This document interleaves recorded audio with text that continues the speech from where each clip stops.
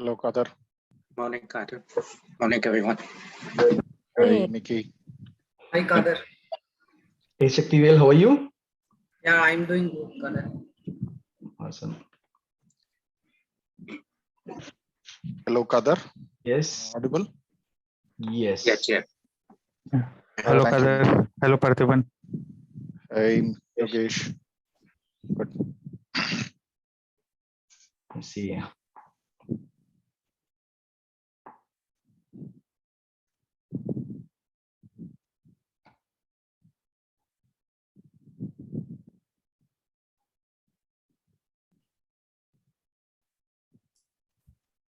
Okay.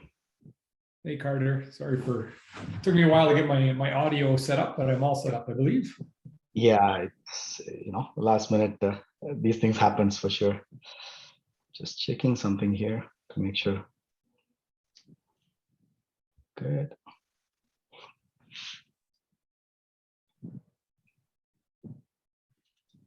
What is Zoom?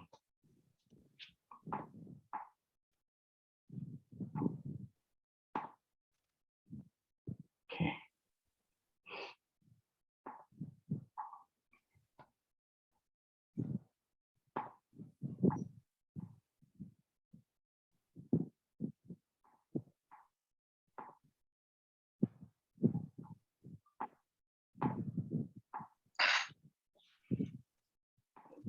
Make Parthiban, Kendall, we have to make Parthiban also as a host.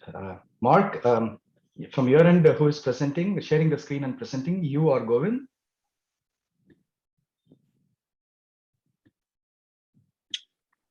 I'll be presenting. You'll be presenting, right? So Kendall, if we can make Mark also as the presenter, Parthiban and Mark as a presenter, I would really appreciate it. Yep, just did. They should be good now. Yeah, that's another note. Perfect.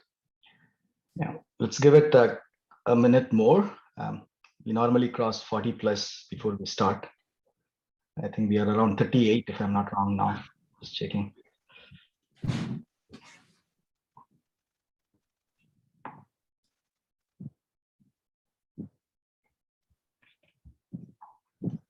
Okay.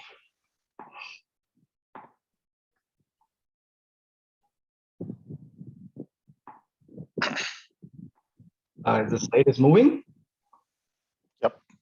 Yes. Perfect. Let's give it a minute and then we will start. Is Govind also here with us? Sorry, I can't see the names because I'm sharing the screen. So Mark, Govind is also with us. Yeah, he should be. Just waiting to see if he can turn on his audio. Sure. And what about Yogesh? Yes, Kader, I'm here. Okay. Perfect. Let's get started for today. All right. Welcome everyone for Magma 5G, Everything You Need to Know meeting. Last month, we got to skip it because of some personal reasons. We couldn't make it, but we are back, happy to be this month. My name is Kader. I'll be the host of this meeting today. And as you all know, this meeting happens once in every month, second week of Friday. So looking forward to you all joining next month meeting as well. So today's agenda is pretty much jam-packed. I'll start with a little bit on enabling adoption for Magma for 5G, some of the activities that we have been doing from the community and also from the Wavelabs point of view. Followed by, we will have Magma features dev, test, and ops update, where we are with all the with respect to the features that we have been implementing in the community. Then most interesting thing is there's a lot of different products are getting integrated now with Magma for 5G. So we have integrated a couple of radios, and we are talking to a few additional radio vendors to integrate. And in addition, not only the radios, but also we started integrating some of the other tools like BSS, orchestration, lifecycle management with some companies like Arna. And today what we are going to present is one such a nimble company called MyCloudBSS that has been integrated with Magma. And in fact, there are some deployments that we have done MyCloudBSS in some of our customers as well. So happy to show the integration of that with 5G today. And then Mark and Govind will take over the floor and they'll be presenting about the ARM ecosystem for 5G Magma and all the good contribution that ARM has been doing in the community. Excited to hear from them. And finally, we'll close the session. So moving on. So I know that most of you, I see repeated attendees, and some I also see new attendees. For those who are new attendees, we know Magma is, 5G is a great opportunity for all of us. And so Magma is a great opportunity for all of us. The meeting that we do every month with a intention of three key things, right?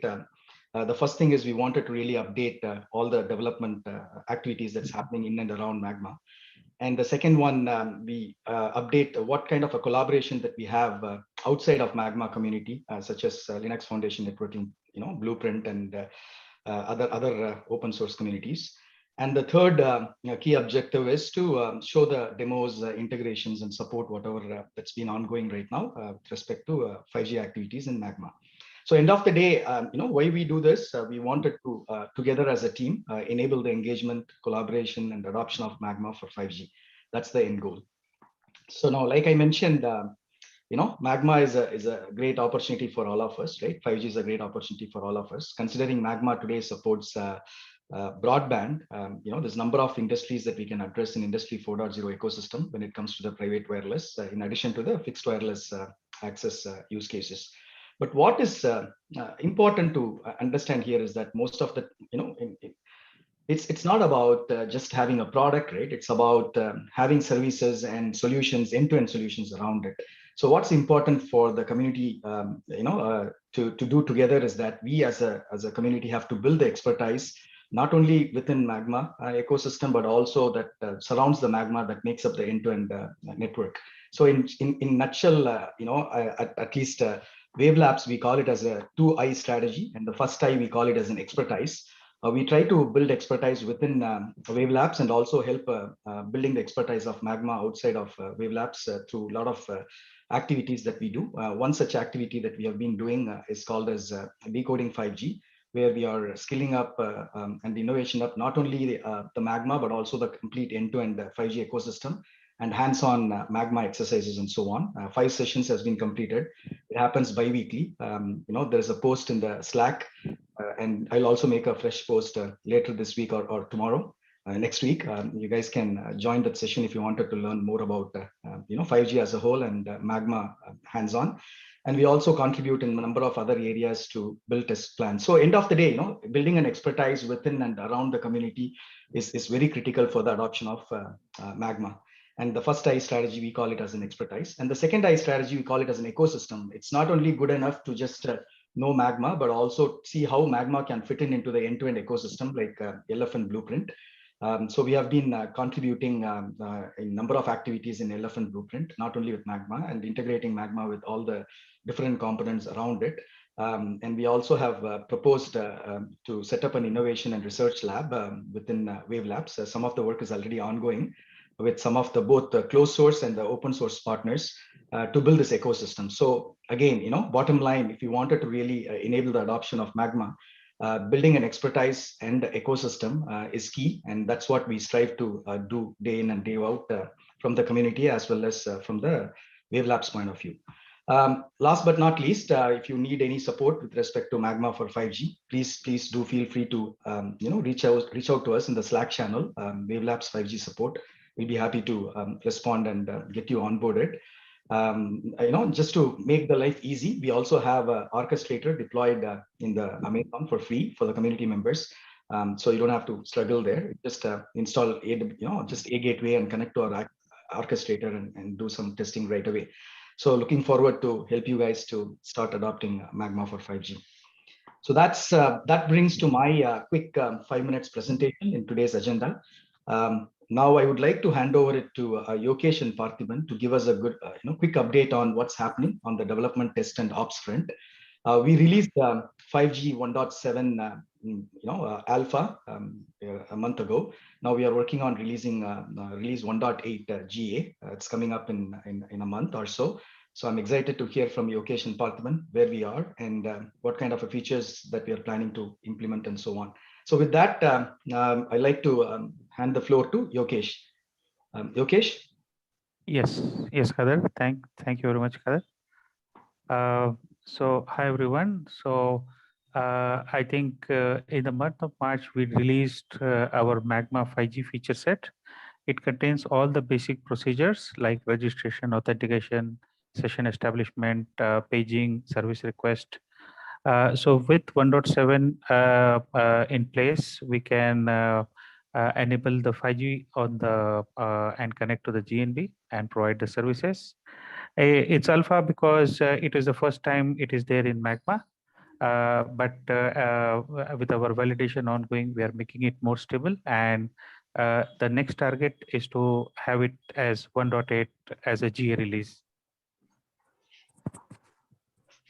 Okay, so these are some of the features which we are planning for 1.8 GA, starting with 5G QoS. Some basic QoS is already there in 1.7 release, but the target for 1.8 to have is comprehensive test cases for QoS. Again, then we have a feature parity with 4G, that's called a stateless feature. Where the AMF or Magma MME can go down and come up, and there will be no effect to the services. And then we have network initiated session modification, where the QoS can be modified using the PCF feature. Then we have SUSE extension. Basically, it will encrypt the IMSI or the subscriber identity as specified by the 3GPP spec. So even the initial registration also is encrypted. Then we have already provided the support for IPv6 and IPv4 v6. So that is also, and all the basic registration and traffic testing is through for 1.8. GTP extension header with QFI.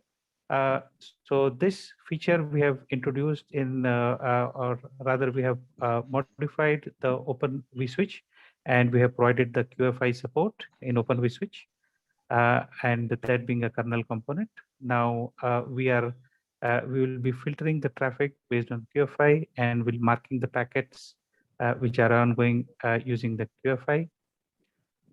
Then coming back to orchestration internal endpoints, basically there was some security related stuff which has been reported, and there has been a suggestion to use specific endpoints. So the 15 line item is for that. And then the last item for SCTP full and partial reset.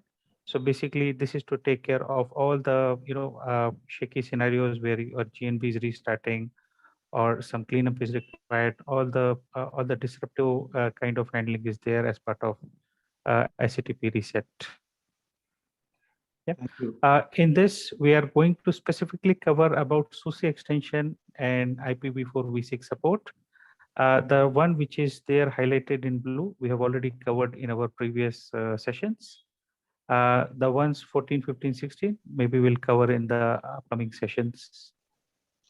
Thank you, Yokesh. For those who wants to know a little bit more detailed than high-level explanation what Yokesh did for feature 9, 10, and 11, you can always go back and refer the previous video in the YouTube. Over to you, Yokesh. Go ahead. Yeah. So this is just to give an overview of how we have done the SUSE support, like how we are concealing the SUSE, the SUPI inside. So this way we will make sure that the IMSI or the SUPI which is there in the packet will be encrypted, and it will be difficult to derive the registration procedure by any sniffer or IMSI catcher. We have implemented based on ECIS IES protocol as per the 3GPP spec, and we support both profile A and profile B. That's the different encryption algorithm as specified by 3GPP. On right hand side, we just showing the highlight in the orange color how the encryption algorithm works. Basically, if you say protection algorithm A or B, we will have a public key which is generated based on the private public key pair, and the protection scheme output. This will contain the MSIN in the encrypted format. The MCC-MNC is still not encrypted, but the user-specific MSIN information will be encrypted based on the public key and the scheme or the algorithm used for encryption. Yeah.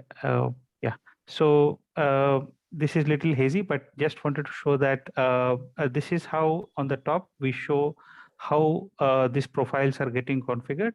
Basically, we have to have a private public combination, and there is a indexing, like you can have like 5 or 6 such combinations, and then we have to check the scheme type, like is it profile A based algorithm or profile B. Based on that, the decryption or the received packet will be decrypted to get the MSIN. The same has to be configured on the UE side. And as you can see in the Wireshark capture, the initial registration packet, the first one which is highlighted in blue color, the scheme output will be encrypted. So basically, we will not be able to see which is the MSIN. We'll just have a big encrypted data with a lot of hidden information.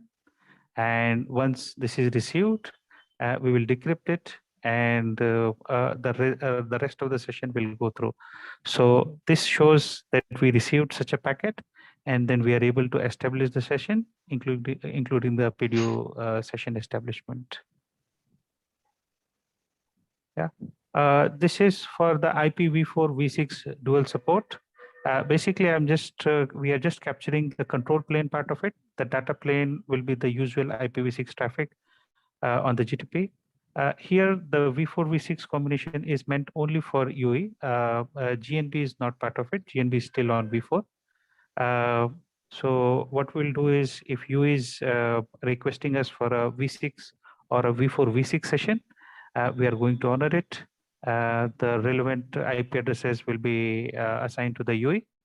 Basically, here in this case, the link local, and then with router solicitation advertisement, the UE will be able to make a internet call or make a data call to the internet. This is just a brief summary. Yeah, of course, as Kader mentioned, if there is any specific feedback or if there are any questions, please reach out to us. Yeah, thank you. Over to you, Artiman. You can also post it into the chat channel. So we'll be happy to help you. And there are a few additional features that are getting implemented, will become part of release 1.8. In our next monthly meeting, we'll talk about the detailed implementation, as Yogesh talked about a couple of features in this session. Let's get some update from Parthiban for test and ops. Thank you, Yogesh. Thanks, Kader. Yeah, I think Yogesh has given a high-level view of what's been available in the previous 1.7 release, and he has also mentioned the reason why it's called alpha, because it was Magma is having the 5G core added into the converged core as a first time. And now that we are going to release targeted 1.8 with additional features, the things are very stable now in the integration testing part of it. So the targeted 1.8 release, the testing is going stable, and we are running daily regressions as well. You could see that there is a CI dashboard which is being put on the right side over here. This is the health line which is running for the Magma right now. And you could see that there are a couple of blank and yellow dots. It is because of some unexpected power shutdowns over there in the lab, and that caused some queue to be failing over there. That was the reason behind it. It's all completely stable over there. You could see the greens, and all the coming days are also green over there. And on the scale test front, we are making sure that the numbers, whatever been honored in 1.7, is being already kept intact, and we continue to test with the same scale, and we are making sure it's also going to be same with 1.8 release as well. So the numbers are very well readable. The 200 UEs with four sessions, 4 PDU sessions per UE, and 4 policies per UE, and 400 Mbps throughput. and with the 5 attach rates per second are being honored right now, and 12 GNBs are able to make a connection at the same time. And this has been repeatedly tested in the NAT mode enabled, and it has been still honored over there. 1.8 release will also see the same thing. And real equipment testing, we have done the real equipment testing with the Bisel GNB in the TIP lab, and we have released it, and we are continuing to do that. And we are also having plan to release with a few more radios in pipeline. And I could share more. I'm waiting to share more into the community once it's all confirmed. We are trying to secure them out. Thank you, Parthiban. Thanks, Kader. Sure. Thank you, Parthiban. There's one quick small mistake that I noticed. After plus, it should have been a 1.8 release features. So the idea here is we are ensuring the 1.7 plus 1.8 features together. All the regressions are stable. New features are added. New regression tests are added. New feature tests are added. Performance integration, unit testing, and real equipment testing from all perspective. We are able to do it, so we can release a good GA release with all these features as MVP. Thanks again, Parthiban, for your great support on this. Now let's move on to a quick demo with MyCloudBSS. Let me say a couple of words here. MyCloudBSS is a business support system, as you know, in a telecom network, right? When you're deploying it for FWA or any CSPs, the subscribers, they come in and they buy the SIM card from franchise or directly to all the way to managing the SIM management, to billing them, sending the bills and getting paid. It's all fall under the scope of business support systems. And MyCloudBSS basically is a company which is a nimble player who has built a very cost-effective BSS system, future-ready charging and revenue platform with number of features, as you can see here. From the architecture point of view, it just sits next to the Magma orchestrator and connects to it, and it does its job, right? So pretty much that's what it is. And Parthiban would be showing the demo on this quickly. Moving on to the next slide, Parthiban, you want to take over from this slide, please? Yeah, thank you, Kader. Thanks for this opportunity to present. I'm really excited to show this to the community, a new integration into the Magma 5G actually. So this is one of the end-to-end FWA production network shown here as an example here. You could see here we are able to put the MyCloudBSS integrated with Magma, and it's able to provide the billing solutions for this and end-to-end FWA, which is in the production right now. And we have used our ecosystem, the partner ecosystem over here to achieve this one. And this is visible over here, the OE time SIM management, which is the SIM software and the Bisel radios and my Microtech for their transport and stuffs like that. So we are very happy to say that the Wavelabs distro now has the ready to use MyCloudBSS integrated solution available. And we could be able to even give a demo and also the POCs for community members to try it out when you are interested about it. Yeah, we can quickly jump into the demo. I could share the screen and yeah, that would be good. If you can share the screen, or if you want me to share it, I can do that. I can do that. Sure, please go ahead.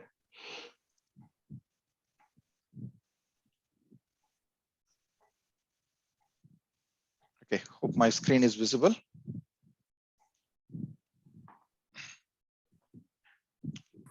Yeah, Kader, is my screen visible over there? Yes. You're good. Yeah, thank you all.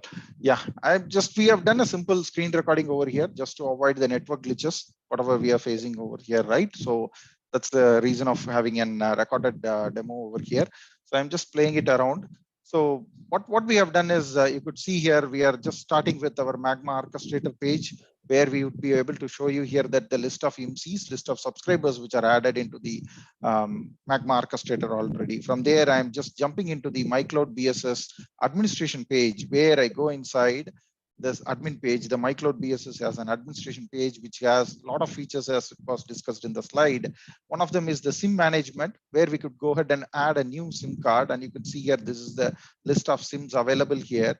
I'm just clicking on to add a new SIM. I'm going to add an MC, which I'm taking out all the MC with the SIM authentication vectors, details and stuffs like that, which will be the opt key, the auth key and OPC values, and fill in MS ID and values over here. Yeah, and fill it out, all the SIM types and what's the millage and who is going to be the partner for this, meaning he's the ISP over there. You can see that the SIM card got added over here. The new subscriber is added over here. What I'm doing here is now I'm going to assign this one to one of the franchise of this ISP who will take over from here, the SIM card, for making this into the sale chain. So it goes from here. From a franchisee, it actually goes down to a dealer. So this is how the cycle works. So we could see here the MyCloudBSS has independent applications on the cloud where you could be able to get into each of them. Now it is inside the franchisee login where we could be able to see that this SIM card got assigned to this franchisee, and this franchisee can assign this in turn back into one of the dealer who is going to make this sale of the SIM card. Okay, so now from the franchisee, I could go into the dealer website. The reason is this dealer will again give it back to the retailer. The retailer will be someone like in your nearby convenience store or in a medical store person who is actually making the sale to the end users over there. So he takes up this and he is again assigning it back to one of the retailer out of this dealers. Okay, now you can see this quickly. You can do this, and this BSS SaaS application has a lot of features, including the SIM management, SIM tracking, and the sales data and the stock data and everything over there. So once we get into the retailer part of it, you could see that this is the retailer SaaS app where you could be able to see what's going on in the SIM card. You could see here, now you could be able to go to the SIM card and you can, now I switch on from here into actually one of the point of sales app, which is actually an Android app. Okay, which you could see that most of the retailers in the convenience stores are over there, uses and point of sales app over there. They are very convenient using a mobile app rather than using it over a web pages or a SaaS application. So you can see here, this IMSI is available here. This SIM card is available. Particularly this SIM is ready for a sales now. So now he could make a sale. Now he will take out this and he is going to fill out this KYC form for it. An end user needs to give out an KYC, know your customer. So this is an demo purpose. So we are just taking out a scan of a picture over here in the place of a KYC. You can see which will be like proof of identity and proof of address.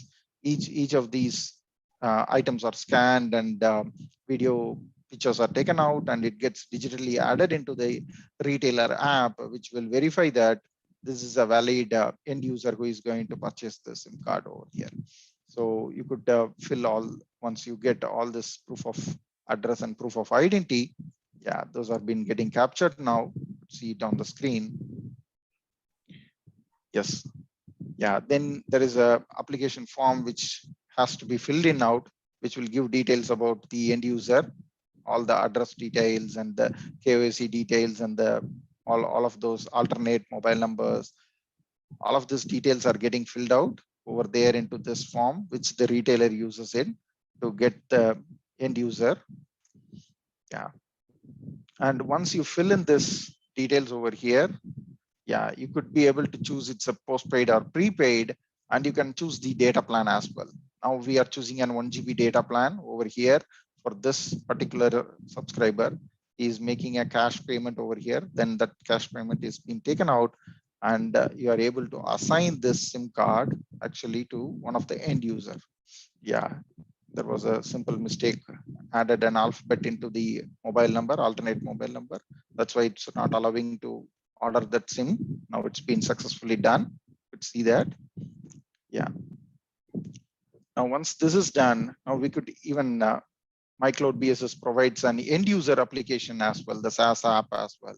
So you could get into this one. The last 6 digits of the EMC becomes the end user's username, and there is a default password given out to the alternate mobile number, which will be used by end user. Now you can see that 1 GB data is already credited into it. I'm back into the Magma's orchestrator page where the subscribers are listed down. I'm refreshing it. You could see that the 5206, the new subscriber is added here, and the current usage is 0 bytes over here. Now the interesting stuff is I'm getting into the Magma AGW. I'm going to log into it. I'm into the terminal. You can see here, I'm into the showing up the SCTP ports, which are listening for the NGAP messages from the UE. Now I made a connection of that particular user whom the SIM card got assigned. Yeah. Now what I'm going to do is I'm going to make some data traffic over here. So I'm just listing on the OVS table, and I'm using one of the utility called Scapy, which will generate some traffic to this particular subscriber. So I'm going to just generate some traffic using this utility called Scapy, which will generate traffic from source IP to the destination IP. I'm just modifying it into that utility. I'm just saving it out, and I'm going to pump now the traffic from here. Yeah, so you could see here, the traffic gets increased. You can see here, you can see in the end user app as well, the consumption is been getting updated over here for the end user. So this shows the end-to-end availability of this MyCloudBSS solution integrated with the Magma 5G. Yeah, this ends this demo. Yeah. Thank you, Parthiban. Kadar, back to you, Kadar. Yeah, sure. Thank you, Parthiban. It was a good demo. Those who wants to try out MyCloudBSS into your implementation and distro, reach out to us. I'm very pleased to say that we have partnered with this Nimble player as an exclusive reseller as well, right? So we'll be happy to help if you wanted to explore more. Reach out to us. Moving on, we are on time. Let's see. Our next agenda is.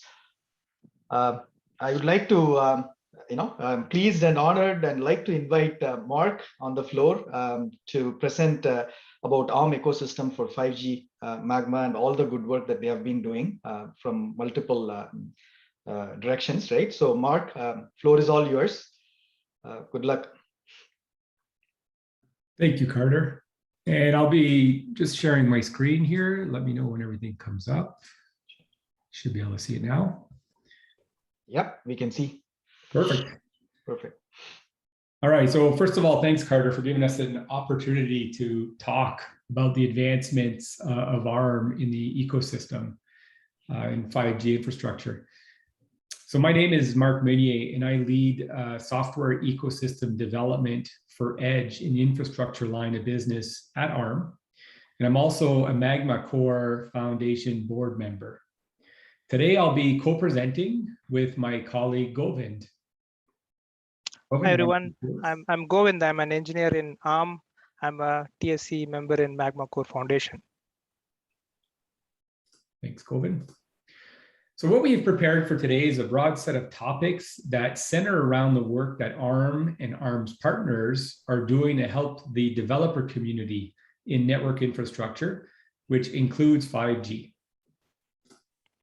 So we'll start by looking at ARM's collaboration and programs in general, right? So we're going to just start quite broad here. When we look at the 5G supply chain, we understand that it's constantly evolving. And ARM is collaborating across the industry, building a strong ecosystem to meet the various technology needs, but also at the various links to facilitate deployment of these technologies. So 5G, as you know, right, brings a new set of use cases, which is significantly more complex. And we have a new set of requirements, such as being cloud native. So you look at where we are today with networking, and there's two things hitting us: new technology with 5G, and this desire to bring cloud native development to this environment. So by generating a wider base of collaboration, ARM's desire is to support these new requirements, support the new stakeholders, and create more choice and diversity in the market.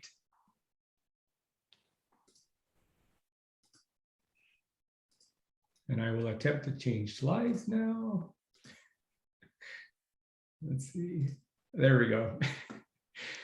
So I want to talk a little bit about Project Cassini, even though Project Cassini is not directly tied to 5G, but we want to explain how ARM is helping the community. So Project Cassini is an umbrella project at ARM that captures various incentives that collectively provide standards guidelines, and reference designs to help advance cloud-native development in Edge, which includes 5G. So when we look at this picture here, starting on the left, you've got ARM System Ready certification, which brings firmware, drivers, and hardware together so that popular operating systems can just boot out of the box. So the idea here is to bring that experience that you're used to with x86 and Windows, where you can just receive a system, put in an operating system onto that system, and you should get all the drivers and the required firmware to just run that OS without patching. That's the key, and that's what we're doing with System Ready across the board on ARM products. On the other side of this picture, you've got Parsec. Parsec is an open source project that provides a standard interface for hardware root of trust access.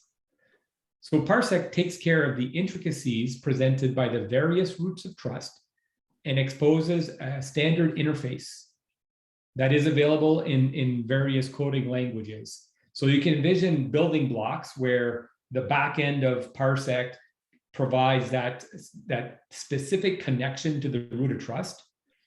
Parsec then has a service which gives you a set of functionality. And then on the front end of Parsec, you have the option of selecting the various front ends in different languages like Rust, Go, Java, that exposes a standard set of APIs to connect to the root of trust. And what I mean by root of trust, it's trust zone, it's TPM 2.0, HSMs, places where you can protect your keys and your secret in hardware. And by the way, Parsec is an open source project. It runs on x86 and ARM. So this is completely architecture agnostic. And finally, you see the ecosystem at the bottom here. So we work with the ecosystem to bring these tools to innovative, disruptive programs like Magma. And this is where Govind is going to jump in here and talk about what we're doing in the Magma project to help bring that solution on. Thanks, Mark. About the enablement of Magma on ARM. Since last year, we have been involved in several architectural discussions with the Magma core team about how to enable multi-arch support in Magma. Multi-arch meaning making the Magma software agnostic to CPU architecture.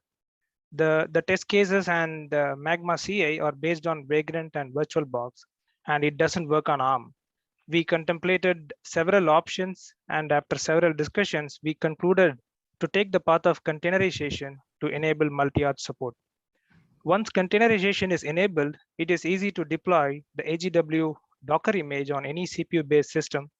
Not only that, it will be easier to build Magma CI, which can support all the CPU architecture-based systems. We also had discussions about using a Kubernetes orchestrator to deploy containerized AGW image on Kubernetes worker nodes. Now, coming to the deployment of AGW, ARM and our partner Connect 5G ran AGW on several ARM systems, and we did an integration test with Bicell Radio and eNodeB software. And these are some of the ARM devices that's been used in the testing. It is AWS Graviton 2 instance, and Hawkeye, Raspberry Pi, and even M1-based Mac. And we also built an ARM AGW AMI image, Amazon Machine Image, and it is based out of Magma 1.6 release, and it is available in AWS Marketplace. So these are some of the job that we have done so far. So what is next, right? Mark. Before we go to the next slide, but it sounds like there's a question. Is there a question from the audience? I saw a hand raised. Mark, we can take the question towards the end. Perfect. We'll have enough time. Yeah. On the next steps, ARM support will be enabled in upcoming Magma 1.8 release in June. We have run a sanity traffic test on AWS Graviton 2 instance, and we used SRS RAN traffic generator to run some basic UE attach test. With that, both the control plane and the data plane GTP traffic test passed. And then we would like to thank Meta team, Arun, Yusuf, and Praveen, and Magma community member Shubham for helping ARM to resolve several issues. So Magma users can now run AGW on any ARM systems with 5.4 kernel. Please come back to us if you face any issues. We can work together and resolve it. On the ARM CI front, Magma DevOps team is working on setting up ARM CI infrastructure with self-hosted runner support.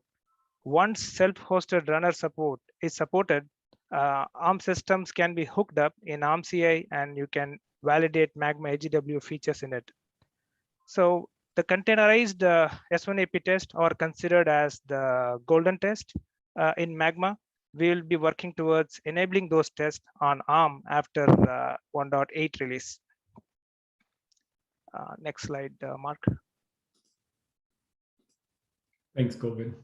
Now, if you're wondering what systems are available, I know Govind talked a little bit about what was tested with Connect 5G. Govind will now go over some of these systems that are available and how they can be used for Magma. Sure, thanks. Now coming to different types of AGW deployments. AGW can be deployed in a cloud, edge, near edge, and far edge locations. And we have ARM systems available from our partners to cater all these deployment scenarios. For cloud and edge deployments, you can use ARM-based AWS EC2 instance. It's called Graviton 2 and 3 and available in AWS region and outpost. You get up to 40% better price performance over comparable current generation x86 based instances. For near and far edge deployments, you have ARM systems from our partners like Nexcom and Hawkeye. You can also use Raspberry Pi if it suits your use case. Next slide, Mark. In this picture, Nexcom DTA 1376 system is used in near and far edge locations. A private 5G or LTE network can be created by running Magma core on this box to cater the client devices. This DTA box is connected to a remote radio unit to create a local breakout. Nexcom has support for different types of antennas for 5G and 4G and Wi-Fi modules. And it even has support for crypto offload to do crypto mining and different compute capabilities with A72 ARM cores in their boxes. Yeah, you can go check online for more details about the specifications and product offerings from Nexcom. Thanks. Next slide, Mark. All right, we're going to talk about something really cool now. This is a system that was developed by AD-Link and it was released last month. So this is a Ampere developer workstation. It's a PC that is perfectly suited for 5G development at your desk or in your lab. So you can order this in different configurations. It comes in 32, 64, 80 cores options. The cores are Neoverse cores, so they're quite powerful. They're the same cores that you see in the popular cloud data centers. It has a bunch of PCIe slots, and this is where you can plug in these 5G acceleration cards to transform this developer workstation into a real 5G environment. This system is system ready certified or in the process of being system ready certified, and it's Ubuntu 20.04 certified, and it comes with Ubuntu preloaded. So check out the link below if you're interested. They're available on the AD-Link website for order. Again, this was released in April, just last month, and we're anticipating quite a bit of interest from the developer community, looking to develop on a powerful workstation at their desk. Now, here's a few 5G RAN acceleration cards that are based on ARM, and we're in the process of bringing these up in the Ampere workstation. Govind, can you tell us what you can do with these cards? Yeah, thanks, Mark. As Mark said, this Ampere server has powerful compute capabilities. These Ampere cores are built based on ARM Neoverse IP AWS Graviton 2 instance is also based on these powerful Neoverse cores. You can choose a server with 32 cores all the way till 80 cores. Now, what can you do with this powerful server with PCIe slots? Well, you can run both RAN stack and Magma core together to create a high-performing private LTE and 5G network. The ideal venue for this would be a stadium in which you can transport a live content using this server at low latency. This server loaded with all these acceleration cards can be carried in a truck to create a local breakout in a stadium and to do a live video streaming. You can choose to run the RAN stack completely in the CPU, or you have a wide variety of these acceleration cards from our partners like NVIDIA, Qualcomm, Marvell, and Genevisio to offload the distributed unit and centralized unit functionalities like PHY, MAC, RLC, and PDCP. If you can improve the performance of Magma user plane on par with RAN stack, you can achieve higher end-to-end performance. Thanks, Govind. Now we'll talk a little bit about 5G Solution Labs, or we'll take a little bit of a step back here and look at what's happening in the radio access networks. Go ahead, Govind. Yeah, so far we spoke about the mobile core part. As Kader mentioned, two eyes, right? One is the mobile core and other one is the RAN stack. So mobile core is the brain of the entire 5G or LTE network. The other complex piece in 5G network is the RAN. When you look at this traditional RAN, it is a monolithic piece of proprietary software running on a proprietary hardware. The RAN components are tightly coupled within the baseband unit.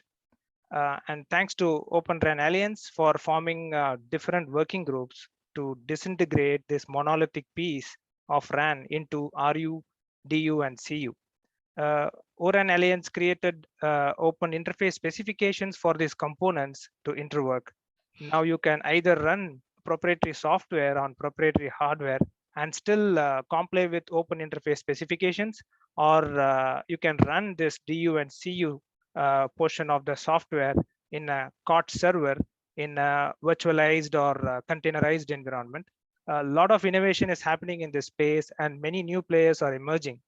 ARM wants to support these emerging players and embrace open standards. To facilitate it, we came up with ARM 5G Solutions Lab. So together with Tech Mahindra, we created this 5G Solutions Lab. And the goal is to help tie together end-to-end networking infrastructure solutions with hardware and software ecosystem partners, and to demonstrate this to customers in a live test environment. That's the goal of this lab. And what we anticipate is that one day we will see the Magma core as one of the building blocks of the end-to-end solution. We're looking forward to that day where we can take that open source project and tie it into this end-to-end solution and demonstrate it to tier 1 telcos.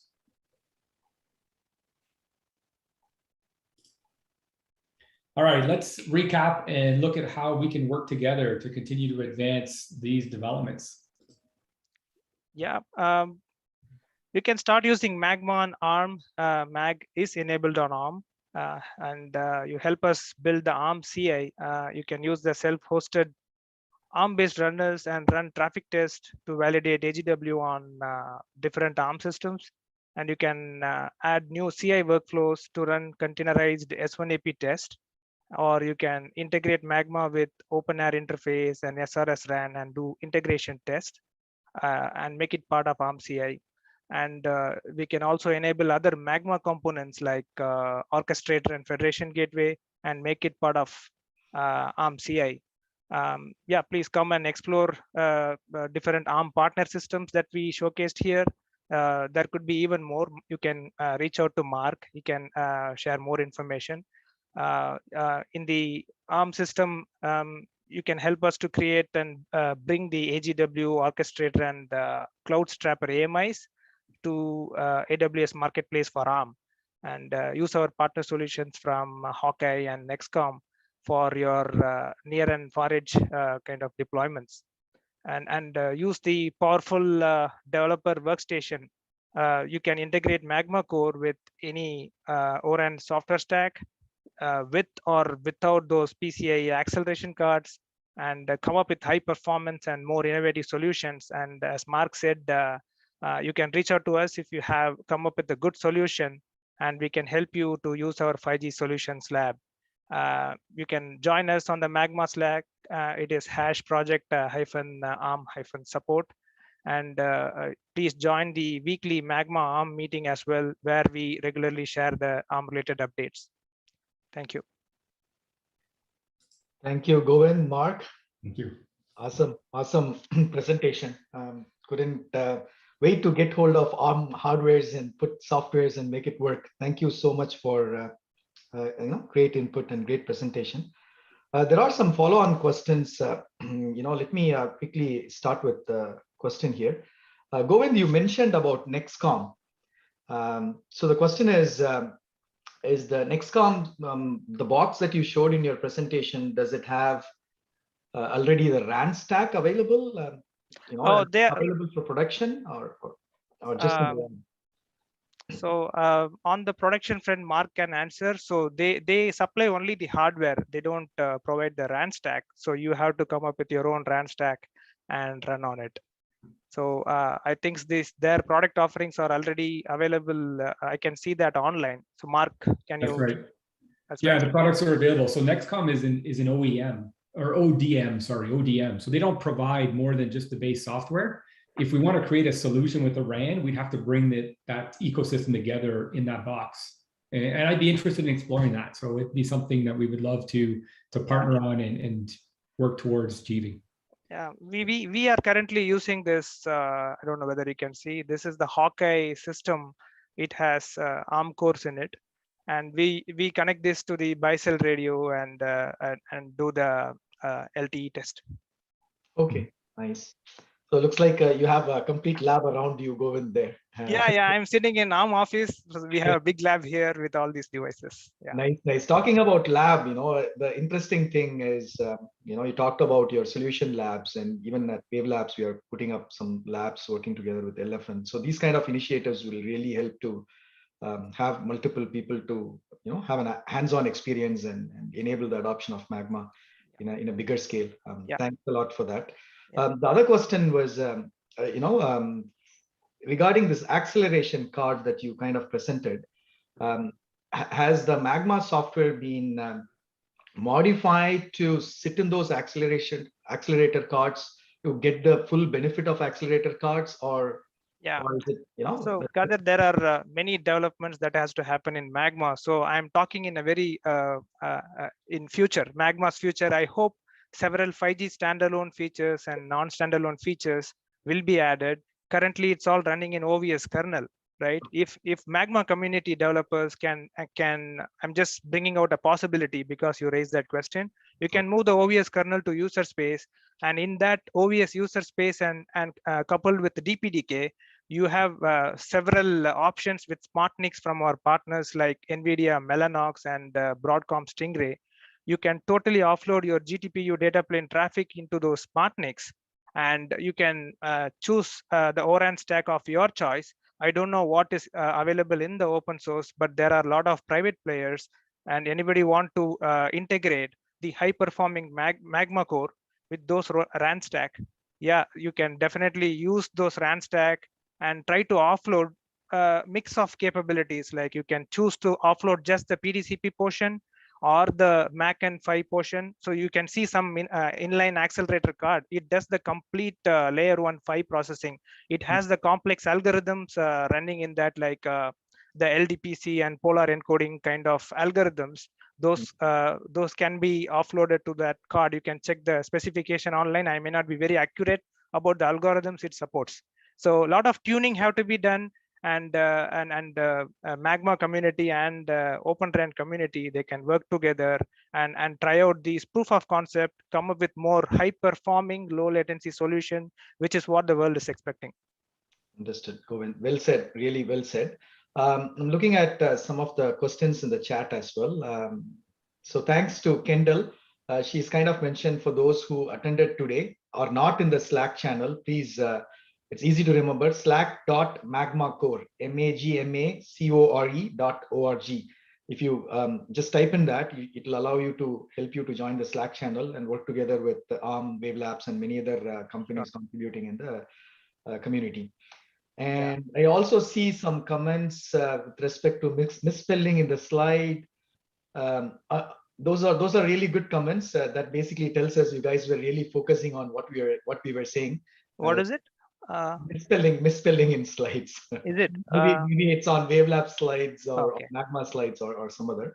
But that's okay, as long as for me it's positive because it tells that they're really focusing on what we were presenting. Thanks a lot for that. Moving on, there was a question which talks about, is there a SOC option for RAN plus core? What is a SOC option? Yeah. The socket level option. Are you talking about the S1 interface that connects the Magma core to the PDCP counterpart? Is that the question? System on chip option, right? SOC, system on chip. Okay. On which side? Is on the RAN side or on the Magma core side? Maybe you can address Magma, maybe core side, yeah. So you have this, as Mark was showing, the AdLink based Ampere server. That's it has 64 ARM cores in it. I take the question as whether do we have any SoC with several accelerators for crypto and this L15s. I'm not sure about what are all the different possibilities or different acceleration components that are sitting inside an SoC. You can reach out to us. We can talk offline on that. I don't have information ready. Mark, I can just jump in for a second. Yeah. So the idea with this developer workstation is the flexibility that it provides. So these cards that you're plugging in is a development environment. When you're moving to production, what we envision is that AD-Link would get involved and they would optimize this box and they would drop all of these accelerators onto the main board, right? So that you get a system that's optimized and can be rolled into production at a much better price. So this is what we're focused on, is to give the tools to the developers, and then the optimization would take place during a production stage. So we anticipate that the development that you're looking for would happen in this type of developer workstation, flexible, plug in the cards, and then eventually optimize to bring that to a box. And some of the acceleration cards that we showcased here, it has ARM cores within that with the accelerations in it. So it is available as different modules. What is I think Genevisio has a small cell entirely running as a PCI offload. I think that can cover all the entire wireless stack from PHY all the way till PDCP, I think. So please go check. I may not be very accurate on the feature set. Understood. Thank you, Mark and Govin. I'll probably take this question about the Magma in the LFN blueprint. So yeah, Magma is used as a core network in the LFN blueprint.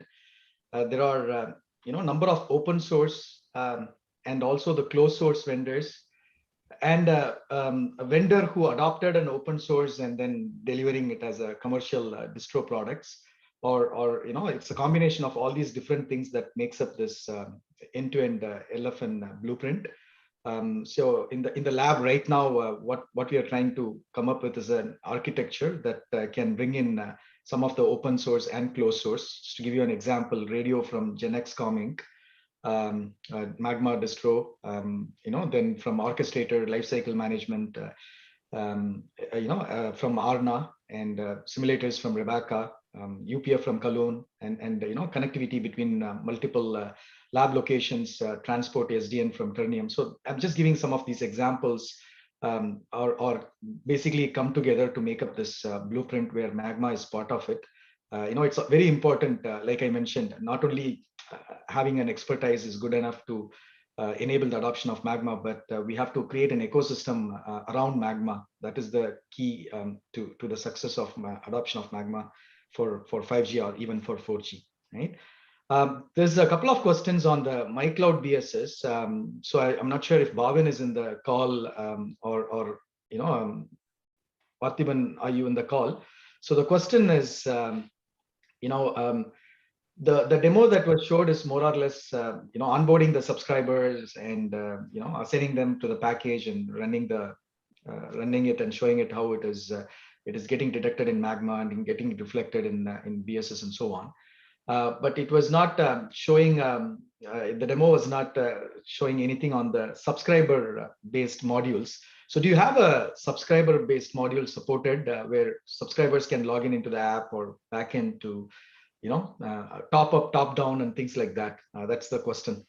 Bhavin, yeah, Bhavin is also available, Kadar. This is Parthiban here. So if you take a close look at the demo, what I showed at the end of the demo, once the SIM gets added, the subscriber gets added, the data plan is assigned, then the end user has an app as well. And you could be able to go into the end user app. You can view what was the data plan purchased by that end user. The 1 GB was shown in the demo.